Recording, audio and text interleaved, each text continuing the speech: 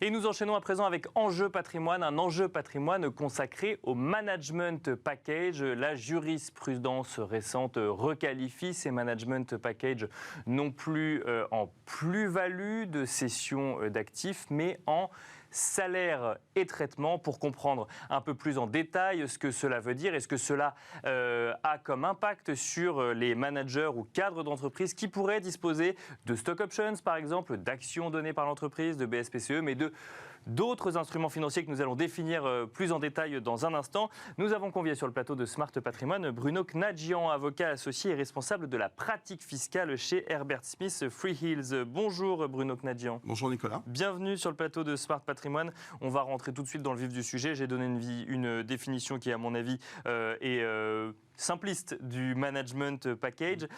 Très concrètement, comment est-ce qu'on pourrait le définir pour que tous les gens qui nous écoutent puissent comprendre s'ils sont concernés ou non par ces management packages?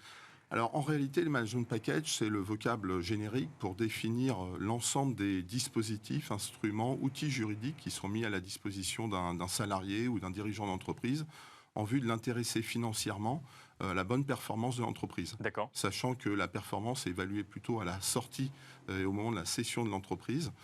Et l'objectif, en réalité, dans la mise en place des management packages, c'est un alignement d'intérêts entre ceux des fonds d'investissement ou en tout cas d'un actionnaire majoritaire actif par rapport aux opérationnels, et donc d'aligner les intérêts et donc partager la valeur au moment de la sortie. Donc globalement, c'est des actions par exemple qu'on pourrait donner ou des bons de souscription d'actions qu'on pourrait donner à ses salariés ou ce qu'on appelle des stock options. Mais ça peut être plus que ça? Alors ça peut être plus que ça.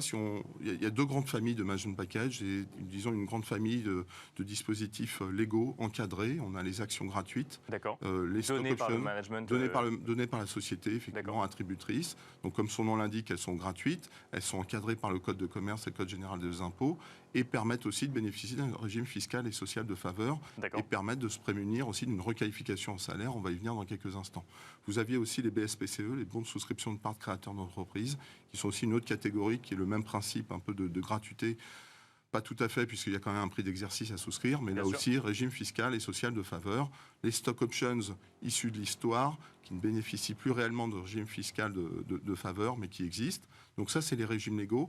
Et de l'autre côté, vous avez des régimes plutôt contractuels, issus de la pratique, avec un spectre assez large dans la créativité, puisqu'on a des choses assez artisanales, type des accords contractuels de rétrocession de plus-value qui sont organisés entre les dirigeants et puis le fonds d'investissement, ou en tout cas l'actionnaire majoritaire. Donc ça, c'est quand il y a quoi? Il y a un rachat de part de l'entreprise? À l'occasion d'une cession d'une entreprise, tout simplement, la plus-value est partagée au travers d'un accord contractuel. Alors ça peut être sous forme de pacte, ça peut être sous forme de tout autre document, ou on a un système de partage de plus-value où on se rétrocède la plus-value en fonction de la performance soit individuelle du salarié ou du dirigeant, soit de l'entreprise.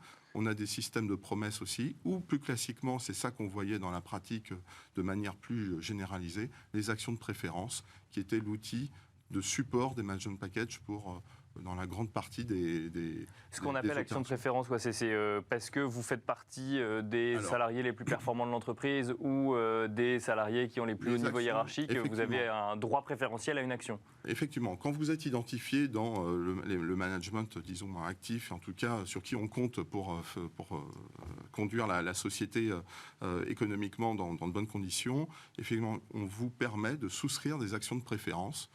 C'est-à-dire que ça implique un décaissement de votre part et une prise de risque capitalistique de votre part, puisque en fonction de la performance, vous avez droit à une plus-value de sortie et un gain à la sortie.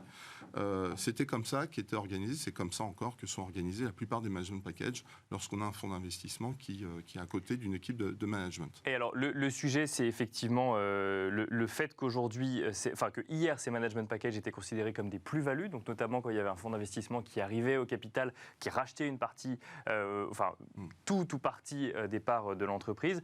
Le gain que vous pouviez faire que vous pouviez faire sur les actions que vous aviez était considéré comme une plus-value. Aujourd'hui, c'est considéré comme un salaire. C'est ça, c'est la jurisprudence qui décide ça. C'est pas encore légal, c'est pas, enfin, si c'est légal, mais ça veut dire ça n'a pas encore été, il n'y a pas eu de ça n'a pas été légiféré, mais aujourd'hui la jurisprudence s'y attaque. Pourquoi? Alors peut-être un point de nuance. Effectivement, l'objectif des management packages pour un manager, c'est de sortir en plus-value. Donc, c'est de réaliser une plus-value et d'être taxé sur le régime des plus-values. Ce qu'on comprend, on travaille pour cette entreprise, on réalise des performances et on veut faire une plus-value. Et on considère aussi que c'est un gain qui est totalement décorrélé des fonctions salariales qui par ailleurs étaient rémunérées.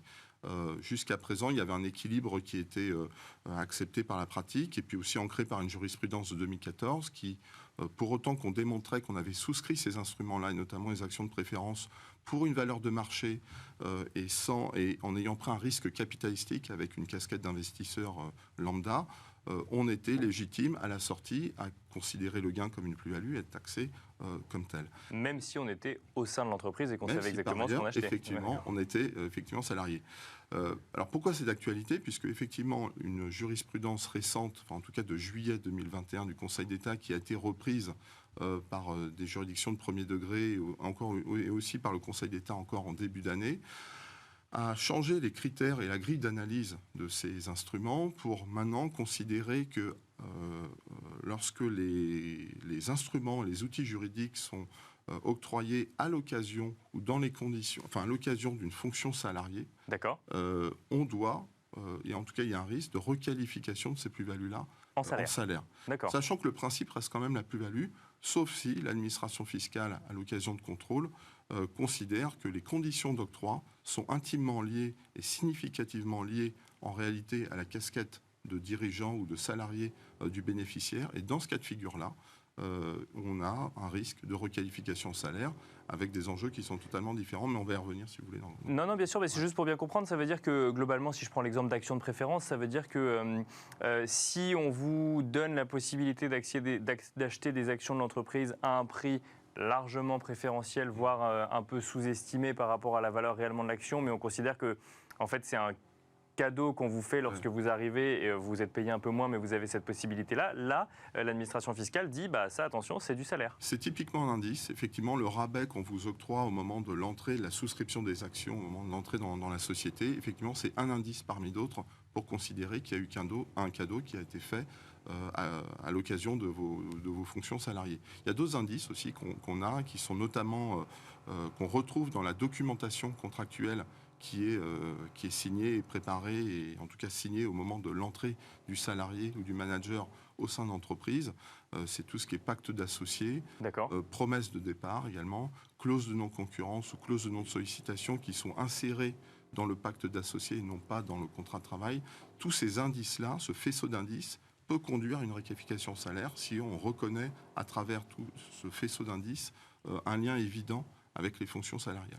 Donc notamment par exemple une clause de non-concurrence sur 2 ans après mon départ de l'entreprise où je suis payé tant par mois pour justement ne pas aller chez les concurrents, là ça pourrait être considéré comme du salaire. Oui, alors il ne faut pas prendre les indices un par un ou isolément. Mais typiquement une clause de non-concurrence ou une clause d'inaliénabilité qui figurerait dans le pacte d'associés qui interdirait à un salarié ou à un dirigeant de ne pas quitter l'entreprise pendant une certaine période, ou s'il le faisait, il était dans une situation de ce qu'on appelle le bad leaver, c'est-à-dire un mauvais départ, et donc avec un effet sanction aussi sur le prix de rachat de ses actions de préférence.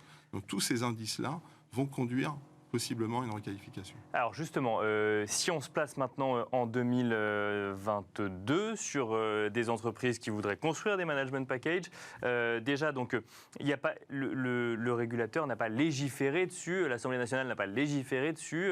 Pour l'instant, c'est une jurisprudence, mais une jurisprudence qui est appliquée. Oui, une jurisprudence effectivement qui est appliquée, qui rend la situation assez inconfortable puisqu'on est sur un revirement de jurisprudence qui a été confirmé par des décisions récentes et vous avez raison, qui n'a pas été confirmé ni par la doctrine administrative, ni encore par la loi. On espère, on attend, peut-être dans le cadre de la loi de finances rectificative pour 2022 ou la loi de finances pour 2023, les prochaines, en fonction du nouveau gouvernement, et pour autant que ça soit une priorité en réalité du gouvernement, ce qui n'est pas du tout acquis. On est plus sur des thèmes de pouvoir d'achat, plutôt que de s'intéresser ou de se soucier des management packages, de mécanismes moins connus du grand public. Oui, c'est ça.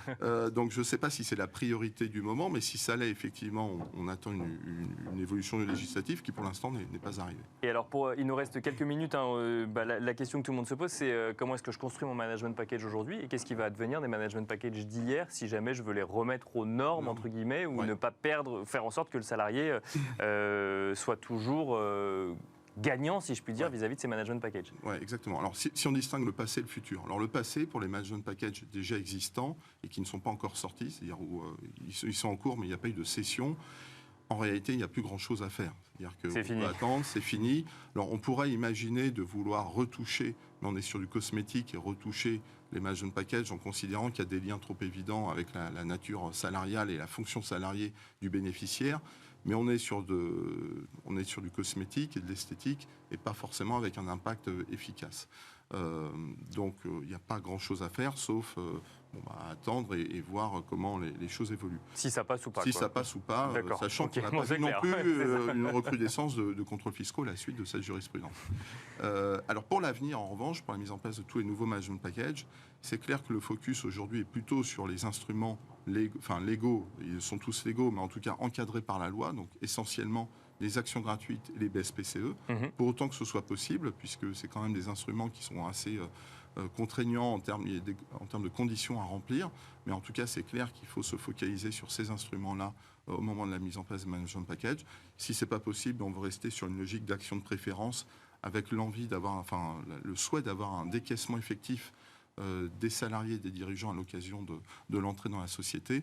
Là, il faut être beaucoup plus vigilant sur la rédaction de la documentation précontractuelle et aussi contractuelle qui est signée à cette occasion. Sachant que, comme on parle d'une jurisprudence, on ne sait pas exactement où sont les cases à respecter ou à ne pas respecter.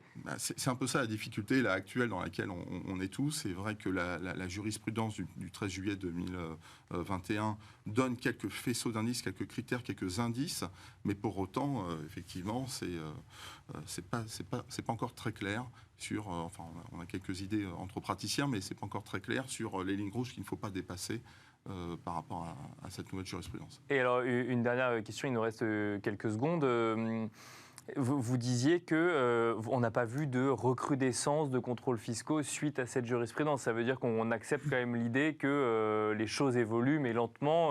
Oui. En tout cas, on laisse le temps aux choses d'évoluer. Oui, c'est ça. La jurisprudence a environ maintenant 10 mois, 11 mois. On n'a pas constaté une recrudescence effectivement des contrôles fiscaux. C'est aujourd'hui un argument qu'ont les inspecteurs pour venir requalifier. Pour autant, l'argumentaire initial qui était de démontrer que le salarié prend un risque capitalistique en souscrivant des actions de préférence reste quand même un argument fort. Même dans le cas de BSPCE ou s'il achète moins cher. Alors les BSPCE, encore une fois, c'est quelque chose à mettre à part puisqu'on est encadré par la loi et donc protégé quelque part par la loi. En revanche, sur les instruments qui ne sont pas encadrés par la loi, type action de préférence, on a quand même cette ligne de défense qui est j'ai souscrit à un prix de marché mes instruments et j'ai pris un risque capitalistique en les souscrivant. Le sujet, c'est prix de marché. C'est le prix de marché, c'est la valeur de marché. Il faut qu'il y ait un prix de marché. Sans décote et sans rabais, effectivement, à l'entrée. Sans décote et sans rabais. Merci beaucoup, Bruno Knajian, d'être venu nous détailler un petit peu les évolutions de ces management packages, donc évolutions actuelles et potentiellement à venir à voir. Je rappelle que vous êtes avocat associé et responsable de la pratique fiscale chez Herbert Smith Freehill. Merci à vous également de nous avoir suivis et je vous donne rendez-vous demain à 13h sur Bismart pour un nouveau numéro de Smart Patrimoine.